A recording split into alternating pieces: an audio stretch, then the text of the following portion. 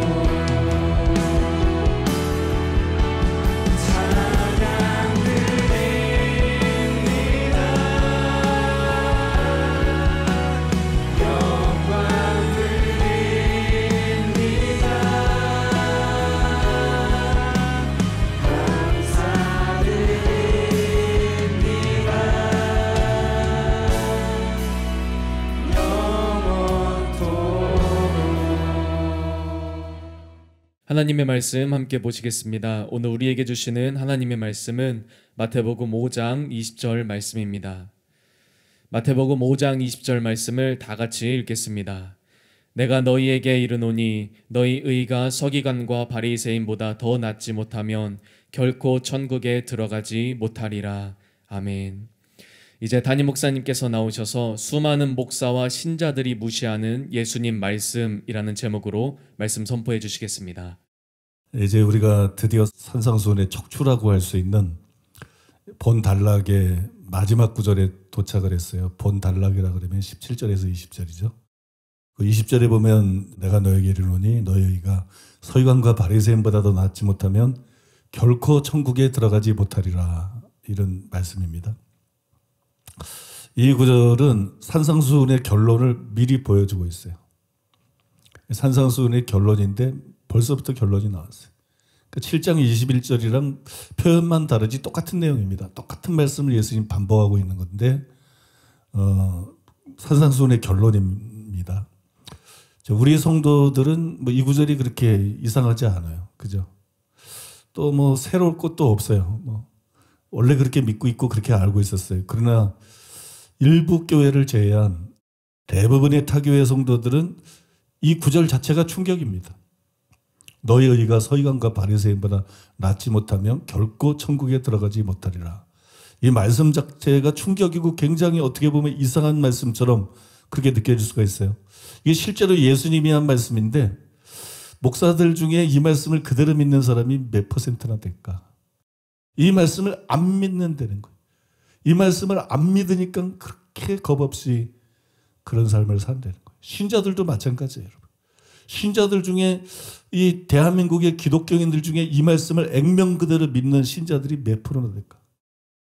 이 구절에 대한 설명은 우리 교회 성도들에게는 큰 의미가 없어요. 근데 우리 교회에 등록한 지 얼마 안 된 분들, 또 가족 따라 다니는 분, 자기 의지와 상관없이 가정의 평화를 위해서 이제 가족 따라서 와서 앉아있는 그런 분들한테는 오늘 말씀이 굉장히 중요한 말씀입니다.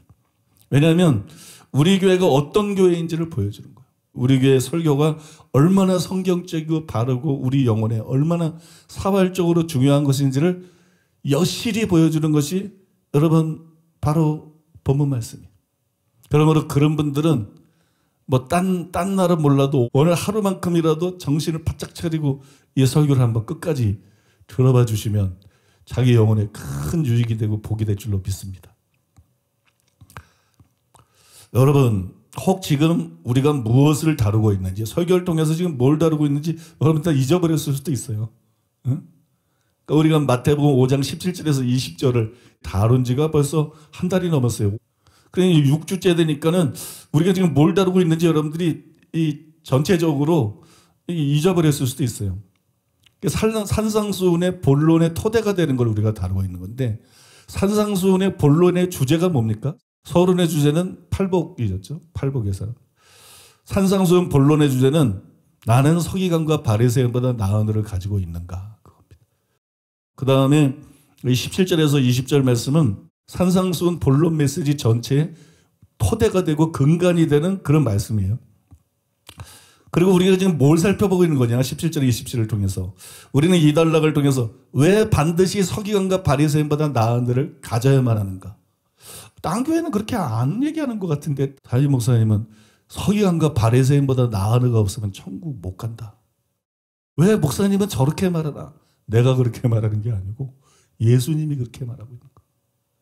아무튼 여러분, 그러면 왜 우리가 반드시 서기관과 바리새인보다 나은 의를 가져야 되나? 그걸 살펴보고 있는 중인데, 그간 말씀해 드린 것을 좀 요약해 보면, 먼저 17절에 나오는 대로 예수님이 율법을 폐하러 온 것이 아니라 완전케 하러 오셨다는 것을 설명해 드렸어요.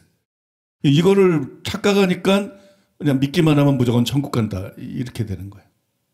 근데 예수님은 율법을 폐하러 오지 않고 완전케 하러 오셨습니다. 제가 3시간에 걸쳐서 율법은 폐해졌나 안 폐해졌나, 율법은 폐해졌습니까 안 폐해졌습니까? 율법은 폐해졌어요. 구약시대 때 이스라엘 백성들이 지키는 방식으로 지켜야 된다는 의미에서는 율법이 폐해졌어요. 또 율법은 안 폐해졌어요. 예수님이 율법을 완전케 하러 왔다 그랬어요. 그래서 예수님께서 율법을 완성하셔서 버린 게 아니죠. 버려버리려면 뭐 하려고 완성을 해. 예수님께서 율법을 완전케 하셔서 우리에게 주셨어요. 그래서 율법은 폐해진 동시에 안 폐해졌다는 거예요. 우리가 구약시대 때 이스라엘 백성들이 율법을 지키는 식으로 그렇게 율법을 지킬 필요는 없죠. 그러나 우리가 이제는 율법에서 자유케 됐고 율법을 전혀 지킬 필요가 없게 된 건 아니에요. 우리는 구약의 율법에 매이지 않지만 예수님께서 완전케 하셔서 우리에게 주신 바울이 그리스도의 율법이라고 말한 그 율법 아래에 있고 그 율법을 지켜야 되는 거예요. 그게 서기관과 바리새인보다 나은 의인 거예요. 그걸 안 지키는 사람은 입으로만 주여 주여 하는 자지, 예수님께서 완성해서 우리신 말씀을 지키지 않는 자이기 때문에 실천적인 불신자라는 거예요. 실천적인 불신자.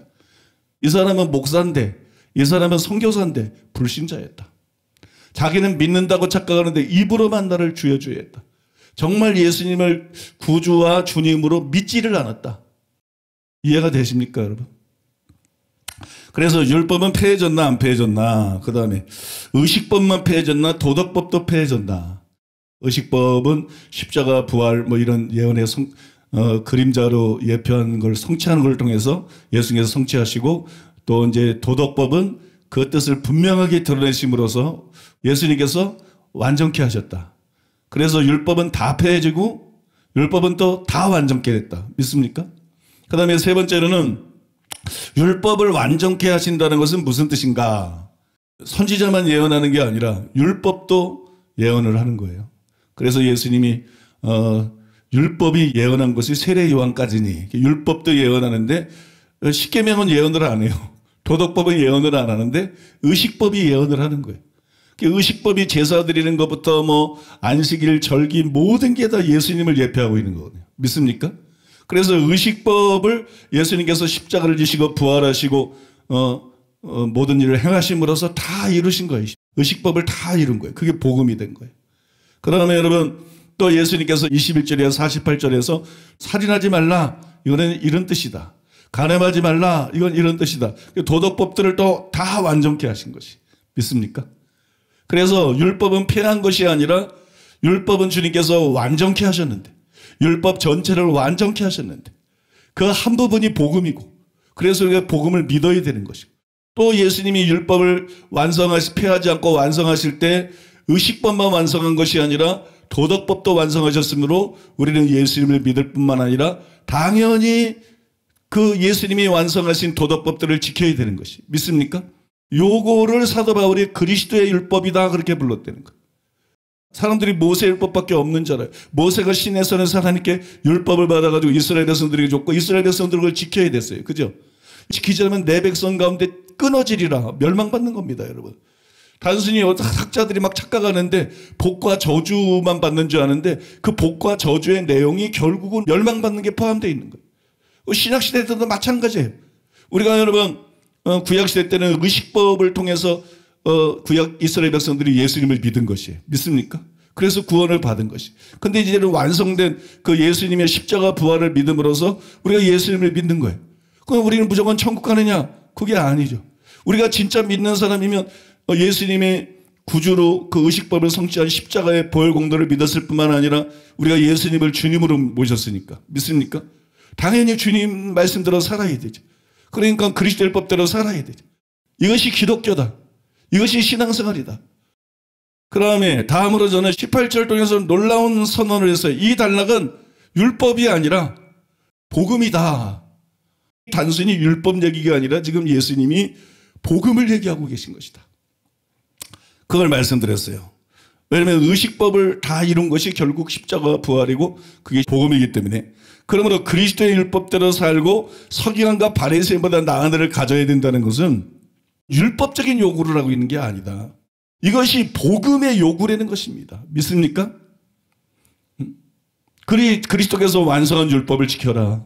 그다음에 그래서 서기관과 바리새인보다 나은 일을 가져라. 이거는 예수님의 요구고 이거는 완성된 복음의 요구인 것이에요. 믿습니까? 이건 복음의 요구예요. 다음으로 저는 19절 말씀을 통해서 진리와 순종보다 더 중요한 것은 없다. 그걸 설명해 드렸어요. 그것을 통해서 예수님 말씀 그대로 가르치는 게 얼마나 중요한가. 설교가 여러분 기준이 완전히 달라져야 돼요. 재밌나 재미없나, 지적인가 지적이지 않은가, 가마가 있나 없나 쉽나 어렵나 이런 건 다 떠나야 돼. 설교에서 제일 중요한 건 그런 게 아니야.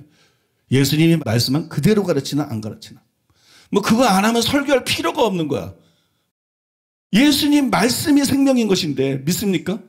예수님이 말씀한 그대로 가르치는 게 설교의 생명이지. 그러니까 우리가 설교를 듣는 자세가 완전히 달라야 돼. 여러분들은 만담 들으러 온 것도 아니고 여러분들은 무슨 유명한 교수의 강연을 들으러 온 게 아니에요.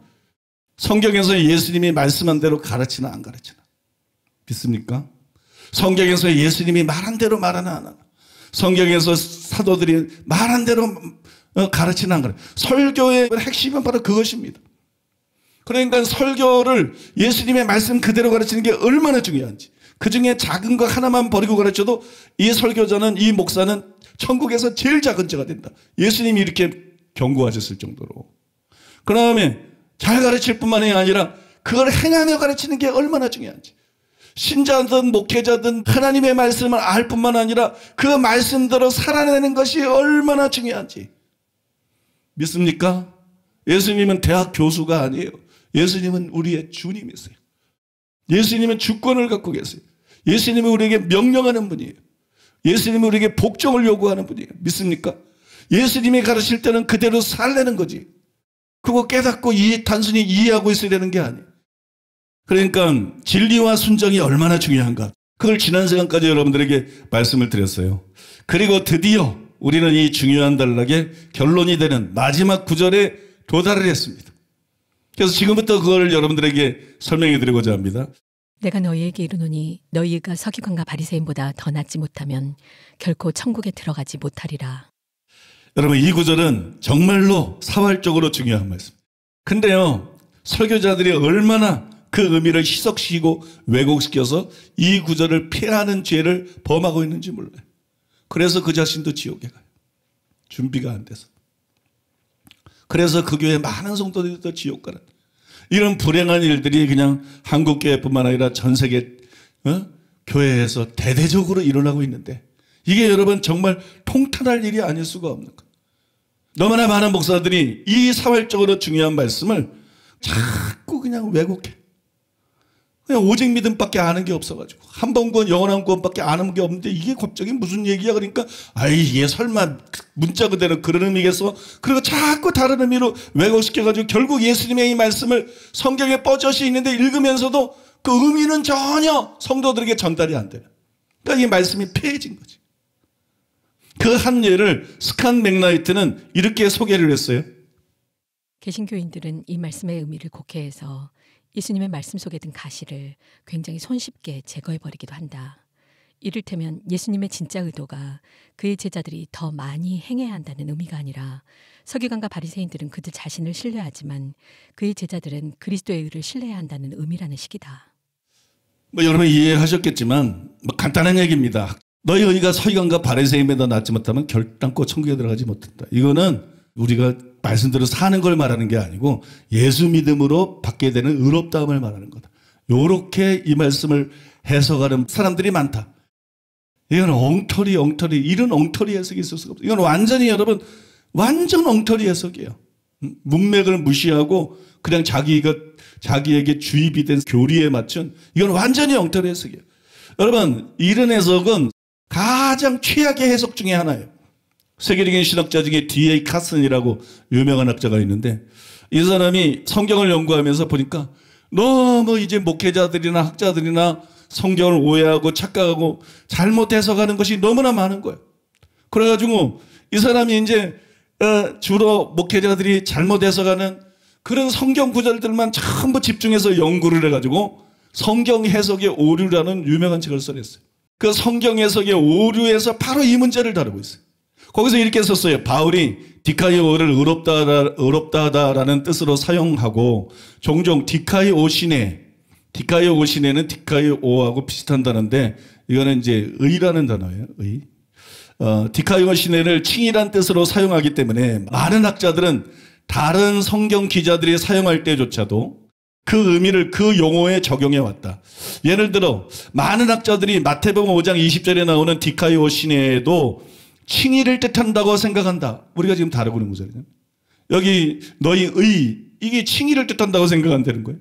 하지만 벤노 뿌르즈빌스키는 설득력 있게 마태복음에서 디카요 시내는 그에게 전가되는 법정적인 의가 아니라 늘 새로운 삶을 사는 개인적인 행동을 뜻한다는 것을 보여주었다. 여기서 자세히 설명은 안 하고 있지만 아무튼 뿌르즈빌스키라는 사람이 그거를 충분히 설명했다는 거예요.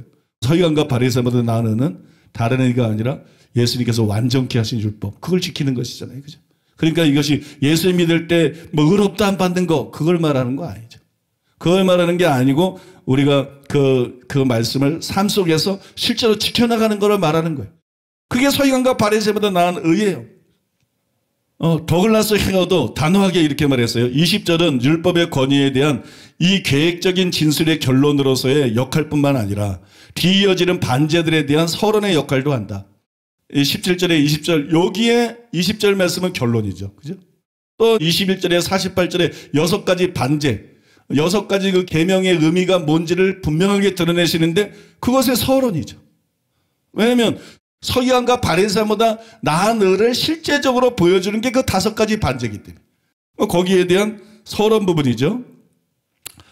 중심은 의다. 근데 예수님 말씀에서 지금 중심이 뭐냐? 마태복음 5장 17절 20절뿐만 아니라 21절 48절 중심이 뭐냐? 의라는 거예요. 의. 이게 중심이라는 거예요.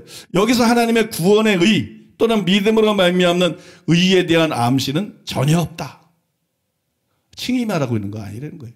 이건 전혀 칭의에 대해서 말하는 게 아니다. 관심의 초점은 전적으로 하나님의 뜻에 대한 인간의 순종에 맞춰져 있다. 그렇게 여러분 더글라스 헤어 박사가 쓰고 있어요. 또 우리나라에서 많이 알려져 있는 학자죠. 권영경 교수님. 그 권영경 교수님도 이렇게 말했어요. 마태복음에서 말하는 의는 우리가 행해야 할 의무로서의 의를 말하는 것으로서 바울이 말하는 칭의 혹은 하나님의 의와는 다르다. 분명히 말하고 있잖아요. 여러분 이것이 이 구절에 대한 바른 해석이에요. 참 감사한 것은 이 시대의 대표적인 신학자들 또 이 시대의 대표적인 설교자들은 이구동성으로 마태복음 5장 20절을 믿음으로 의롭다 안 받는 그거 말하는 게 아니라 예수님이 완전히 그 의미를 드러낸 계명대로 살아서 우리 삶 속에 드러나야 될 의, 그거를 가리킨다. 그거 없으면 천국 못 간다. 세계적인 대부분의 신학자가 그렇게 해석해요.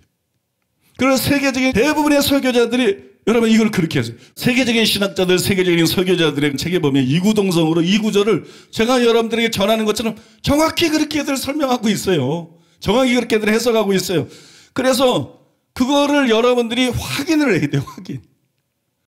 성경이 그렇게 기록된데 이게 진짜 그런 뜻이야? 이게 맞아? 이게 진짜야? 이렇게 충격적인 게 사실이야? 그러면 진짜 얼마나 많은 사람이 지옥 갈까? 우리 교회만 뭐 유별나게 그런 소리를 하고 있는 것이 아니고 우리 교회만 유별나게 그런 소리 아니고 이 구절이 실제로 그런 뜻이라는 것을 확인하고 확신을 해야 됩니다. 여러분 동의가 되시죠? 그래서 여러분 그 중에 다 소개할 수는 없고 일단 몇 가지를 소개하고 그 다음에 얘기를 좀 더 계속할게요. 먼저 여러분이 잘 아는 세계적인 강해 설교자 누구겠어요? 로이드 존즈. 누구나 다 알죠. 그죠? 로이드 존즈. 로이드 존즈는 이 구절에 대해서 이렇게 썼습니다. 주님은 이 사람들에게 그들의 의가 서기관과 바리새인들의 의보다 더 낫지 아니하면 그들이 결탄코 천국에 들어가지 못하리라고 하십니다. 이것은 우리가 고찰해야 할 가장 중대한 전들의 하나입니다. 우리의 성결관과 성화관은 어떤 것입니까? 우리의 신앙관은 어떠합니까? 우리 주님은 여기서 기독교인의 의, 곧 가장 작은 기독교인의 의도 서기관과 바리새인의 의보다 나아야 한다는 것을 전제로 삼으셨습니다. 그러므로 우리의 신앙 고백을 주님의 분석에 비추어서 검토해야 합니다. 다시 태어난 사람, 그 속에 하나님의 성품을 가지고 있는 사람은 의로운 사람이며 그의 의는 서기관과 바리새인의 의를 능가합니다.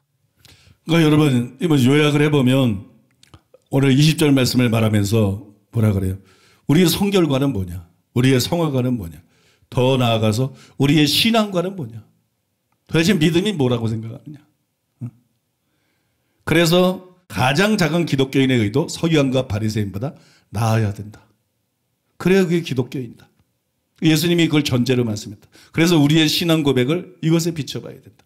내가 예수 믿는다 그러면서도 서기관과 바리새인보다 나은 의를 가진 자가 아니라면 이 사람은 가짜다. 이렇게 얘기를 하고 있거든요.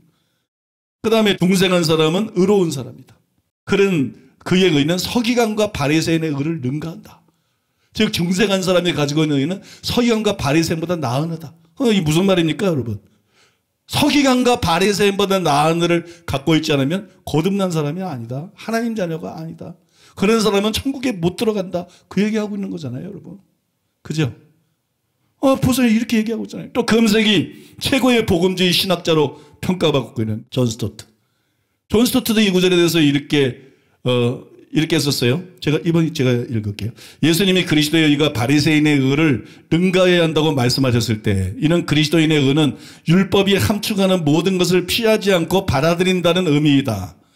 그것은 율법의 영역이 실제 행위를 넘어서 말에까지 그리고 말을 넘어서 마음의 생각과 동기에 이르기까지 확장된다는 것을 의미한다. 바리새인들의 의는 인간의 전통에 외적으로 복종하는 것이다. 그리스도인들의 의는 계시된 하나님의 뜻에 정신과 마음으로 내적으로 복종하는 것이다. 그러니까 예수님이 말씀하신 서기관과 바리새인보다 나은 의가 뭐냐? 예수님이 율법을 설명한 것을 행동으로 지킬 뿐만 아니라 마음으로도 지키고 생각으로 지켜야 된다는 거. 그게 서기관과 바리새인보다 나은 의다. 이런 사람만 천국 간다고 분명히 여기서 이걸 말하고 있는 거예요. 이외에도 가장 권위 있는 주석이 뭐죠? 그게 WBC 주석입니다. 이 WBC 주석, 이 마태복음 주석의 저자가 도널드 헤그너인데 이 도널드 헤그너가 마태복음 주석 상권에서 이렇게 썼어요. 그분의 제자들에게 요구하신 의는 이제는 메시아에 의해 명백하게 해석된 율법의 진정한 의미를 바탕으로 한 전혀 새로운 차원의 의다. 즉 예수님께서 완전케 한 그 계명을 실제로 지키는 것이 예수님이 말씀한 서기관과 바리새인보다 나은 의다. 그렇게 여러분 분명히 쓰고 있어요. 또 유명한 교수 중에 데이비드 터너라고 있는데 이 데이비드 터너 교수는 그가 쓴 주석에서 이렇게 썼어요. 예수님이 명령한 더 나은 의는 5장 21절이나 48절에 6가지 대조에서 전개된다. 그러니까 17절에서 20절의 결론이 20절이에요. 이거는 왜 우리가 서기관과 바리새인보다 나은 의를 가져야 되나 그걸 보여주는 거예요. 그 다음에 21절이야 48절은 뭐냐? 그거는 그러면 서기관과 바리새인보다 나은 의는 구체적으로 어떤 것인가? 그걸 6가지 반제 6가지 계명들에 대한 예수님의 상세한 설명을 통해서 이렇게 이 말씀을 지키는 게 서기관과 바리새인보다 나은 의야. 이렇게 사는 것이 바로 서기관과 바리새인보다 나은 의야. 이런 사람들이 천국에 가는 거야. 이렇게 이 말씀을 무시하고 이 말씀대로 살지 않는 사람은 누구나 지옥에 가는 거야. 그거를 예수님께서 보여주신 것이라는 말입니다. 그러니까 서기관과 바리새인보다 나은 의라는 것이 나중에 6가지 반제각을 보여준다는 얘기는 그 의가 사람들이 착각하는 것처럼 믿을 때 받는 의롭다함이 아니고 하나님의 그 계명들을 지키는 그 의라는 거를 역시 똑같이 말하고 있는 것이잖아요. 그죠? 똑같이 말하고 있는 것이죠. 뿐만 아니라 우리나라가 낳은 세계적인 신학자 누구죠? 김세윤 박사님도 복음이란 무엇인가? 그 책에서 이렇게 썼어요. 마태는 하나님의 은혜로만 의인됨에 대해 강조하는 것도 있지 않지만 의인으로서의 삶, 그러니까 의롭다함을 받은 사람으로서의 삶을 두드러지게 강조하여 하나님의 종말 백성이 된 우리는 모세의 법을 완성하여 능가한 예수 그리스도의 법을 적극적으로 순종하는 제자도를 실천하기를 그리하여 서기관과 바리새인보다 더 나은 의를 이루기를 요구합니다. 역시 칭의가 아니라 예수님이 완성한 율법을 지키는 게 서기관과 바리새인보다 나은 의라는 걸 분명히 말하고 있죠. 또 신약을 어떻게 읽을 것인가 그런 책에서 김세윤 교수님이 다시 이렇게 썼어요. 이건 설명이 더 잘 됐어요. 참 설명이 잘 됐어요. 마태복음에서 굉장히 강조되는 것 중 한 가지가 제자도와 의에 대한 것이다. 제자는 어떻게 살아야 되나? 제자는 어떤 사람인가? 예수님을 따르는 사람들, 예수님이 모은 사람들, 하나님의 종말의 백성은 의로 하나님의 백성됨을 나타내야 된다. 신앙 고백만 하지 말고 의로 자기가 하나님의 백성인 것을 나타내야 된다. 한마디로 말하면 유대 공동체에서 바리새인보다 나은 의를 나타내야 된다. 서기관과 바리새인보다 나은 의가 그 삶을 통해서 나타내야 된다. 의란 말을 신약 성경에서 가장 많이 쓰는 사람은 바울입니다. 그 다음이 마태입니다. 그러나 바울과 마태의 의에 대한 초점이 다릅니다. 법적으로 의롭다 안 받는 거, 예수님의 피공로로 우리가 믿을 때 의롭다 안 받는 거, 그러니까 바울은 의라는 단어를 그런 의미로 썼다는 거예요. 칭의의 의미로. 근데 마태는 그와 다르다는 것이에요. 마태는 어떻게 우리가 하나님과의 올바른 관계에 서 있느냐에 초점을 맞춥니다. 마태는 지금 예수 그리스도를 믿는 유대 공동체에 복음을 선포하는 것이기 때문에 어떻게 하나님과의 올바른 관계에 서 있는가가 초점이었습니다. 예수님의 주권에 순종하는 것이 하나님과의 올바른 관계에 서 있는 것입니다. 다시 말하면 하나님의 통치에 순종하는 것입니다. 마태는 예수를 믿은 유대인들에게 말했다. 마태는 믿는 사람들에게 말했다. 마태는 바꿔 말해서 구원받은 사람들에게 말했다. 그래서 마태가 말하는 은은 예수 믿을 때 받는 의롭다함을 말하는 게 아니다. 마태가 말하는 은은 예수님을 믿는 사람이 예수님의 제자로서 예수님이 가르쳐 주신 이 산상수훈 설교를 듣고 그분이 완성하신 그 말씀대로 사는 것, 그 계명들을 지키고 사는 것, 그걸 의라고 칭하고 있는 것이다. 그걸 의라고 말하고 있는 것이다. 그러니까 지금 문제 20절에 나오는 서기관과 바리새인마다 나오는 의는 예수 믿을 때 얻게 되는 의롭다함을 말하는 것이 아니라 우리가 예수님이 완성한 그 계명대로 살아감으로써 우리 삶 속에서 드러나야 될 의, 나타나야 될 의를 말하고 있는 것이다. 그걸 설명하고 있는 거예요. 너무 훌륭한 설명입니다. 너무 정하고 훌륭한 설명. 여러분, 이 이상 제가 더 설명할 필요가 있겠어요? 이 이상 더 소개할 필요는 전혀 없죠. 뭐 로이드 존스, 존 스토트, 김세용 교수, 그죠? 세계적인 모든 학자와 세계적인 이런 대표적인 설교자들이 전부 20절이 그런 의미라고 해석을 하잖아요. 전부 20절이 그런 의미라고 설명을 하잖아요. 그래서 우리 교회가 이상하게 자꾸 뭐 서기관과 바리새인보다 나은 의를 가져야 된다. 그렇지 않으면 목사도 지옥 간다. 뭐 선교사도 지옥 간다. 신자들도 지옥, 기독교인들도 지옥 간다. 이런 얘기를 하고 있는 게 아니라 이 말씀의 의미가 실제로 그런 것이에요. 이게 실제로 성경이 말하고 있는 거고 예수님이 말씀하고 있는 거고 이게 실제로 심판날 일어날 일인 것이에요. 여러분 믿습니까? 이 우리 교회가 유별난 게 아니고 이거는 너무 성경적인 거고 너무 예수님의 명백한 가르침이고 너무 사회적으로 중요한 것이고 그래서 여러분들이 이제 그 중요성을 확신하셨을 거라고 믿습니다. 여러분 그러면 묻겠습니다. 그러면 여러분들에게 묻겠는데 20절은 문자 그대로 또 액면 그대로 누구든지 그 사람의 의가 서기관과 바리새인보다 낫지 못하면 결코 천국에 들어갈 수 없다. 그런 의미예요. 그죠? 그건 이제 우리가 확실히 알았어요. 그런데 이렇게 명백하고 사활적으로 중요한 진리를 성경 그대로 외치는 설교를 어디서 들어봤습니까? 오래 신앙생활 사람들도 많잖아요. 이렇게 명백하고 이렇게 사활적인 진리를 성경 그대로 외치는 교회가 어디 있던가? 여러분 전혀 못 들었거나 드물게 들었을 거예요. 이게 여러분 너무나 참 이게 슬픈 현실이고 기가 막힌 현실이고 이게 정말 너무나 두려운 일이에요. 두려운 일. 때문에 본문 20절은 거짓되고 희석된 구원론만 들어 대다수 그리스도인들에게 큰 충격이 될 수밖에 없는 거예요. 사실은 이게 그런 의미에서 충격이 될 게 아닌데 처음 듣는 얘기처럼 또 자기가 이거 듣고 알던 거하고 너무 다르다고 느껴지니까 충격이 되는 거예요. 데이비드 터너 교수도 이렇게 지적을 해서요. 율법에 대한 제자들의 의무에 대하여 예수님이 5장 19절에 20절에서 한 말씀은 자신들이 율법이 아닌 은혜 아래에 있다고 생각하는 그리스도인들에게는 그야말로 놀라운 것일 수 있다. 율법을 비난하는 방식으로 바울 서신의 특정 단락들을 해석하는 데 익숙한 사람들은 바울은 율법에게로 의롭다 받을 수 없다. 그 다음에 율법은 폐해졌다. 주로 그 얘기를 하잖아요. 예수님이 자신의 제자들에게 해석한 율법의 영속적인 구속력, 율법은 폐해진 게 아니고 계속 살아있는 법이고 유효하고 그래서 너희가 서기관과 바리새인보다 나은 의를 가져야 된다. 그래야만 너희가 천국에 들어갈 수 있다. 이 말씀이 이해하기가 어려울 거라는 거예요.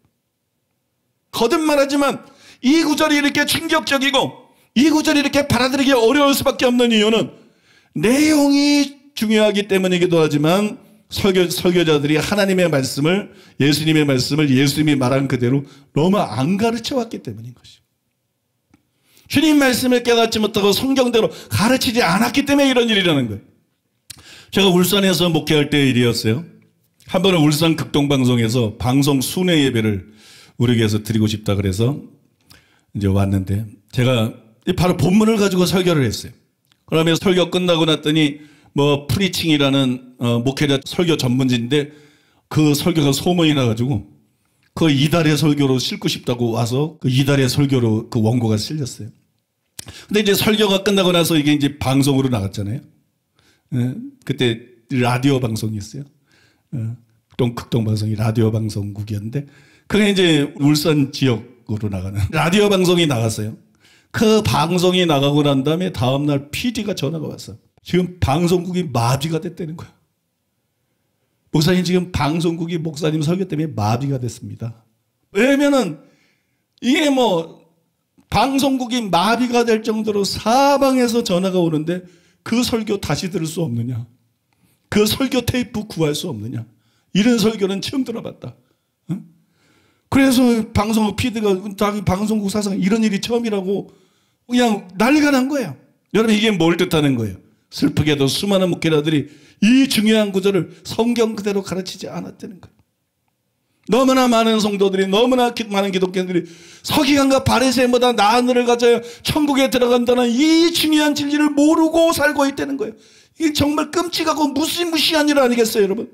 그런데 목회자들이 이걸 깨닫지 못하고 가르치지 못하는 것도 직무유기요 하나님 앞에서는 참 큰 죄인데 진리를 옳게 분별하여 자신을 부끄러울 것이 없나 하나님 일꾼으로 드려야 되는 게 목회자의 사명인데 그런데 여러분 그런 정도가 아니에요. 목회자들이 가르치지만 않으면 다행이게 제가 그 뒤로도 계속해서 이 진리를 외쳤어요. 그러면 무슨 일이 일어났는지 아세요? 이단 사냥꾼들이 벌떼처럼 달려들었어요.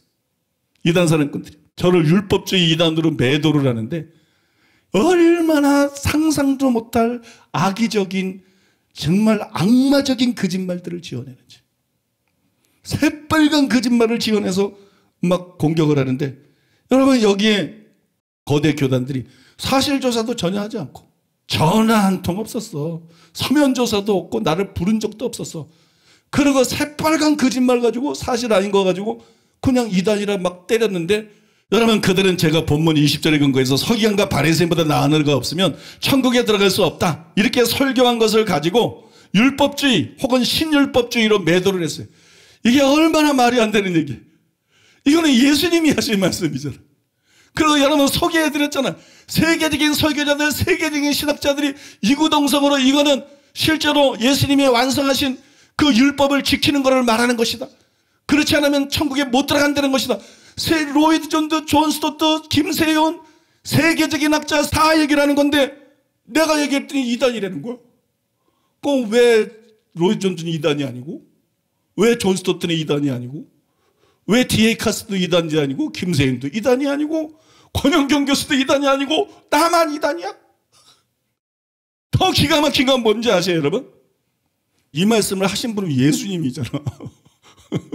그러면 예수님은 이단이라는 거야? 도대체 무슨 소리라는 거야 목사들이? 예수님이 한 말을 내가 그대로 똑같이 해서 설교를 했는데 그러면 예수님이 이단이라는 거야? 그거는 얼마나 많은 목회자들이 예수님의 이 말씀을 실제로 안 믿고 있고 얼마나 많은 목회자들이 이 예수님의 말씀을 실제로 왜곡하고 폐하고 있는지를 여실히 보여주는 것이. 그래서 여러분 제가 입버릇처럼 말씀드리는 겁니다. 교회 선택이 중요하다. 신랑 선택보다 중요하다. 난 예수님의 이름으로 신랑 선택보다 중요한 게 교회 선택이야. 신부 선택보다 중요한 게 교회 선택이야. 믿습니까? 교회 선택이 중요한 줄로 믿습니다. 두 가지만 여러분들에게 설교라고 좀 요약해서 설명을 해드리고 마칠 생각입니다.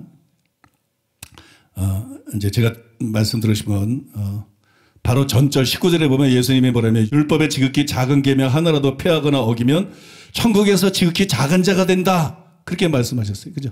우리가 이거를 자칫 잘못 생각하면 계명을 지키는 것은 단순히 천국에서 큰 자가 되거나 작은 자가 되는 것. 여기하고 관계된 거라고 착각하기가 쉬워요. 근데 절대 그렇지 않습니다. 왜냐하면 지금 19절에서 다루고 있는 것은 지극히 작은 계명이 지극히 작은 계명 하나를 버리고 가르치면 그런 천국에서 지극히 작은 자가 된다는 거예요.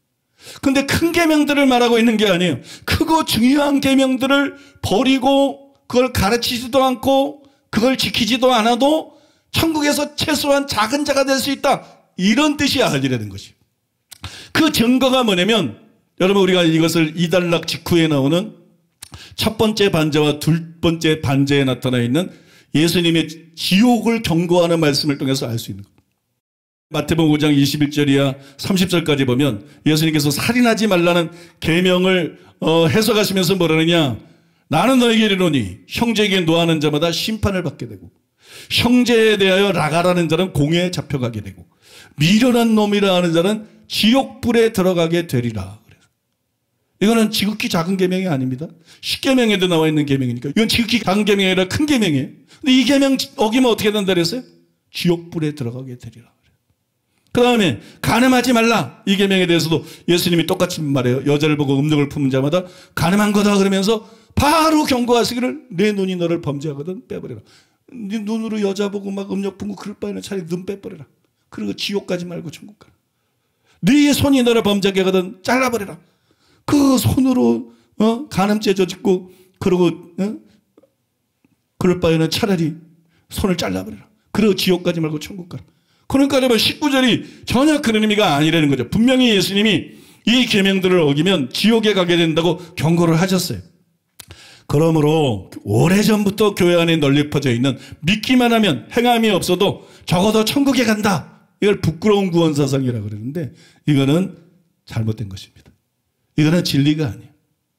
오늘 본문 말씀을 대입을 시키면 서기관과 바리새인보다 나은 의가 없어도 적어도 천국에 간다, 이거는 잘못된 정도가 아니라 이단사설입니다. 교회 안에 들어온 이단사설, 이단 믿으면 지옥 가는 것처럼 이런 이단사설 믿고 엉터리 신앙생활하다 수많은 목사가 지옥 가는 거예요. 수많은 설교자가 지옥 가는 거고 수많은 신자들이 지옥 가는 거예요. 그런데 제 말을 듣고 어떤 분들은 그러면 십자가 강도는 어떻게 된 것입니까? 이렇게 묻으시는 거예요. 십자가 강도는 어떻게 된 것입니까? 십자가 강도가 뭐 아무것도 행한 거 없잖아요. 근데 천국 같지 않습니까? 그러니까 믿기만 하면 천국은 최소한 가는 거 아닙니까? 이렇게 생각하는 사람들이 굉장히 많습니다.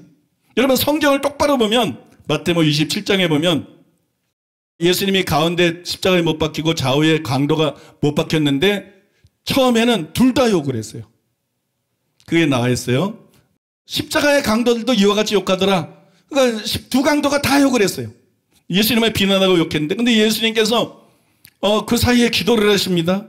아버지 저들을 사하여 주옵소서 자기들이 하는 것을 알지 못함이니이다.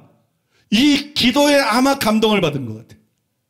아니 자기를 저렇게 십자가에 못 박아 죽이는데 우리 같은 강도는 아닌데 굉장히 점잖하고 이게 뭐 옳은 사람 같은데 자기를 죽이는 사람을 저렇게 기도해. 그 기도에 감동을 받았는지 한 강도가 갑자기 바뀌었어요. 한 강도가 갑자기 바뀌어서 이렇게 말합니다. 우리는 우리가 행한 일에 상당한 보응을 받는 것이니 이에 당연하거니와 이 사람이 행한 것은 옳지 않은 것이 없느니라. 아마 소문을 들었기 때문에 그렇겠죠, 그죠? 예수님 소문이 퍼졌으니까 병 고치고 귀신 쫓고 죽은 자 살리고 예수님 나쁘지 않은 소문을 못 들었으니까 예수여 당신의 나라에 임하실 때 나를 기억하소서 그래. 엄청 감동스러운 일, 감사한 일이. 여러분 이 사실이 결정적으로 중요합니다. 왜냐하면 강도는 지금 십자가에 못 박힌 상태예요. 손발을 움직일 수가 없어요. 입밖에 움직일 수가 없어요. 근데 입으로 짓던 죄에서 즉각 돌이켰어요. 그 전까지 같이 욕했어요. 같이 비난하고 조롱했어요. 입에서 짓던 죄에서 즉각 돌이켰어요. 회개하고 회개 합당한 열매에 맺었어요. 만약에 강도가 손발을 풀어줬으면 어떻게 됐을까요? 내려가서 바로 또 강도지 됐을까요? 자기의 죄를 뉘우치고 다시 얻은 삶의 기회를 감사하고 주님 말씀대로 살기 위해서 힘썼을 것입니다. 창세기 12장에 보면 아브라함의 회심 이야기가 나오는데 하나님께서 아브라함에게 말씀했죠. 창세기 12장 1절에서 3절인데 바울은 그때 하나님이 아브라함에게 복음을 전했다고 말을 했어요. 갈라디아서 3장 8절에 나옵니다. 먼저 아브라함에게 복음을 전하되 모든 이방인이 너로 말미암아 복을 받으리라 하셨느니라. 천하 만민이 너로 말미암아 복을 받으리라. 아브라함을 부르면서 말씀했는데 그게 복음을 전한 것이다. 왜냐하면 그 후손에 예수님이 있기 때문에. 근데 아브라함이 이때 복음을 처음 들은 거예요. 창세기 12장에서. 아브라함이 복음을 처음 듣고 믿었어요. 근데 어떻게 했어요? 즉각 말씀에 순종했습니다. 믿고 뭐 행하면 없고 이럴 게 아니야. 아브라함이 믿고 즉각 순종했어요. 창세기 12장 4절. 이에 아브라함이 여호와의 말씀을 따라갔고 히브리서 11장 8절 믿음으로 아브라함은 부르심을 받았을 때 순종하여 이렇게 돼 있어요. 믿음이 순종을 낳는다 이런 말 때문에 많이 오해를 해요. 시간 차이가 있는 줄 아는데 그거 착각입니다. 믿음은 즉각 순종을 낳습니다. 아브라함은 믿음을 즉각 순종을 낳았어. 아브라함만 그렇게 아니라 십자가 강도도 즉각 욕하던 데서 돌아섰어. 즉각 달라져서 즉각 순종했어. 믿음은 즉각 순종을 낳습니다. 그래서 여러분 십자가 강도를 거론하면서 믿기만 하면 행함이 없어도 적어도 천국에 간다 이렇게 주장하는 것은 성경을 똑바로 안 본 거예요. 성경을 똑바로 안 본 거고 그거는 여러분 잘못된 주장이에요. 그런데 어떤 분이 여전히 포기하지 않고 제게 이렇게 질문하고 싶을 거예요. 그러면 임종할 때 영접하는 사람들은요? 임종할 때 영접하는 사람은 아무것도 행하거나 달라진 것이 없지만 천국에 가지 않습니까? 이것도 마찬가지예요. 아무리 임종 때라도 믿지 않는데 구원받을 수 없어요. 믿어야 돼요. 근데 믿음은 예수님의 십자가 보혈 공로를 의지하는 것일 뿐만 아니라 믿음은 예수님을 주님으로 인정하는 것입니다. 믿음은 예수님을 주님으로 모셔드리는 것입니다. 따라서 임종 때라도 그 사람의 믿음이 참된 믿음이라면 당장 행함이 나타나거나 그런 건 없죠. 죽을 때니까. 근데 임종 때라도 그 사람의 믿음이 참된 믿음이면 앵무새처럼 영적 기도만 따라하지 않습니다. 그래서 임종 때 영적 기도 따라했다고 천국 갔다고 생각하면 그건 오산이에요. 앵무새처럼 영적 기도만 따라하지 않고 예수님을 주님으로 모셔드리고 말씀에 순종하고자 하는 마음을 갖습니다. 시간이 주어지지 않았기 때문에 몸으로 순종할 수는 없어요. 그러나 그 즉시 적어도 마음으로는 순종한다는 것이에요. 이것은 여러분 모든 사람이 회심할 때 공통적으로 일어나는 일이에요. 이걸 너무 많은 사람들이 모르더라고요. 로마서 6장 17절 18절에서 하나님께 감사하리로다 너희가 본래 죄종이더니 너희에게 전해준 바 교훈의 본을 마음으로 순종해요. 그 결과 어떻게 됐어요? 죄로부터 해방되어 죄종이었는데 불신자였는데 마귀자였는데 죄로부터 해방되어 의에게 종이 되었느니라. 그러니까 구원받기 전에 뭐가 있어요? 마음으로 순종하는 게 있어요. 십자가 우편강도든 임종 때 죽는 사람이든 평소에 예수님을 영접하는 사람이든 참된 믿음에 가는 사람 그 믿음으로 구원받는 사람 속에 공통적으로 일어나는 게 뭐냐? 바울이 여기서 말한 마음으로 순종해야 합니다. 이 구절은요 처음 믿을 때 일어나는 회심에 대해서 쓴 것이에요. 모든 주석이 이구동성으로 그렇게 말합니다. 요거는 처음 믿을 때 일어나는 회심에 대해서 쓰고 있는 것이고 그러므로 이 구절에 나오는 마음으로 순종하여는 정확히 무슨 뜻이냐? 예수님을 처음 인군과 구주로 영접할 때 그의 마음속에 생겨나는 나는 이제 예수님이 나의 주인이니까 나는 이제 주님 말씀대로 살 거야. 이 진실한 각오와 결단을 말하는 거예요. 여기도 대부분의 학자들이 동의합니다. 대부분의 주석들이. 이것이 없이는 아무도 구원을 받지 못합니다. 왜 이것이 없이는 단 한 사람도 구원받지 못하냐? 성경에 뭐라고 기록되어 있어요? 진실한 마음으로 예수님을 주로 시인하지 않고는 누구도 구원을 받을 수 없는다고 그러고 구원의 방법이 그거라는 거예요. 여러분 잘 아는 로마서 10장 9절 10절에 보면 내가 만일 내 입으로 구주로 시인하는 게 아니라 예수님을 주인으로 시인하며 또 하나님께서 그를 죽은 자 가운데 살리신 것을 내 마음에 믿으면 구원을 얻으리라. 하나님이 죽은 자 가운데서 왜 살리셨어요? 여러분가 2,000명, 3,000명, 5,000명에게 시킨 사도행전에 나오는 베드로의 설교에서 베드로가 뭐라 그랬어요? 너희가 십자가에 못 박은 예수를 하나님이 다시 살려서 인공과 구주로 삼으셨느니라. 주와 그리스도가 되게 하셨느니라. 십자가에 못 박힌 예수님을 다시 살렸다는 것은 예수님이 주가 되게 하셨다는 거예요. 믿습니까? 그걸 믿는 걸 말하는 거예요. 내가 만일 내 입으로 예수를 주로 시인하며 또 하나님께서 그를 죽은 자 가운데 살린 것을 내 마음에 이거는 벌써 주로 시인한다는 걸 역시 포함하고 있는 내용인 것이고요. 사람이 마음으로 믿어 의에 이르고 입으로 시인하여 구원을 이루라. 여러분 보세요. 입으로 예수님을 주님이라고 시인해야 구원을 받습니다. 9절에. 그죠? 그렇게 기록되어 있죠. 이것은 마태복음 7장 21절하고는 반대되는 거냐? 여기서 입으로 주로 시인하는 거하고 마태복음 7장 21절에서 주여 주여 하는 거하고는 다른 내용입니다. 여기서 입으로 주로 시인하는 것은 영적 기도가 아닙니다. 신앙 고백이 아닙니다. 마태복음에서 주여 주여 하는 게 오히려 영적 기도 한 사람들이 하는 거예요. 그냥 신앙 고백하는 사람들이 상투적으로 하는 거예요. 그 사람들은 이 주라 그러면서 주님이 말하는 대로 살지 않아요. 그래서 지옥에 가는 거예요. 여기서 주로 시인하는 거는 내가 예수님을 주라고 시인하고 그 말씀대로 살 마음이 없으면서 주라고 시인하는 게 아니에요. 아니 목사님 여기 그게 어디 나와 있어요? 나와 있어요. 여기 바울이 그걸 분명히 말했어요.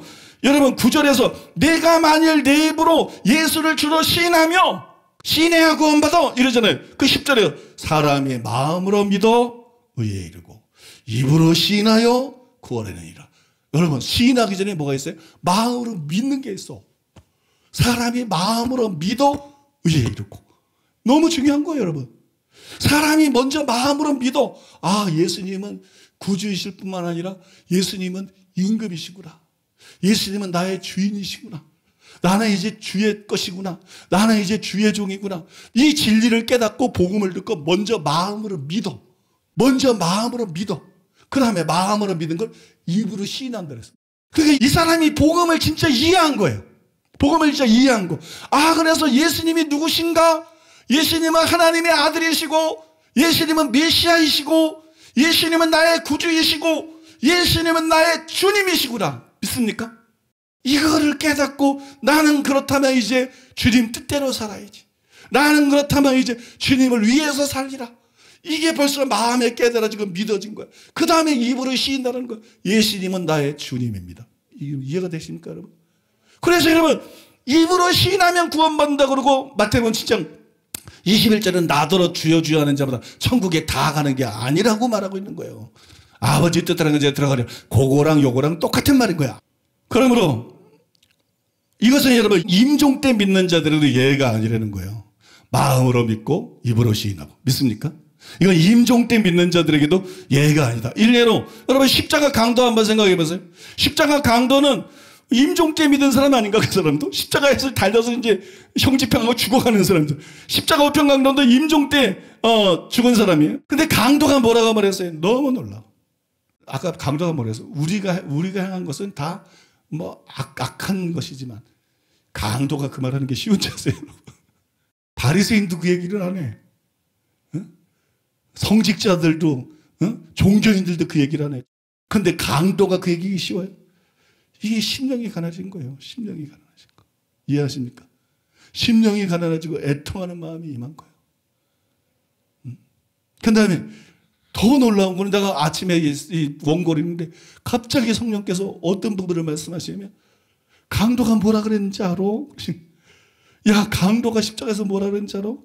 예수여 당신의 나라에 임할 때 나를 기억하소서. 예수여 당신의 나라에 임할 때 나를 기억하소서 그랬어요. 이 강도가 예수님을 어떤 분들을 위해서? 나라를 가진 분들을 위해서. 십자가에서 못 박혀 죽는 예수를 저분은 나라를 갖고 있는 분이야. 저분은 왕이야. 저분은 주님이야.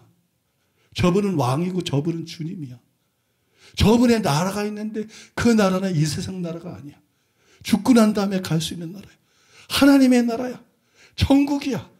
천국의 왕이 저분이야. 여러분 십자가 우편 강도를 너무 우습게 생각하는 거 아니야? 너무 쉽게 생각하는 거 아니야? 당신의 나라. 당신의 나라. 예수님은 왕이십니다. 예수님은 영원한 왕이십니다. 그 나라에 이를 때 나를 기억하소서. 예수님을 주님으로 깨달은 겁니다. 예수님을 주님으로 인정한 것입니다. 예수님을 주님으로 영접한 것입니다. 예수님을 주님으로 시인한 것입니다. 여러분 십자가 우편 강도든 임종 때 죽는 사람이든 언제 예수를 믿는 사람이든 참 믿음을 가진 사람들은 이처럼 예수님을 주님으로 모셔드리는 거예요. 그 예수님을 진짜 주님으로 모셔드리는 사람은 어떻게? 믿기만 하지 않아요. 회개합니다. 베드로가 그랬어요. 이스라엘로 회개케 하사 죄사함을 얻게 하시라고. 십자가에 못 박힌 예수를 하나님이 살리셔가지고 임금과 구주로 삼으셨느니라. 예수님이 구주이기만 하면 그냥 믿기만 하려고 그럴지도 모르지만 피공로로 의롭다만 받으려고 그럴지 모르지만 예수님이 구주일 뿐만 아니라 예수님이 주님이기 때문에 예수님이 임금이기 때문에 이대로 살면 안 되는 거야.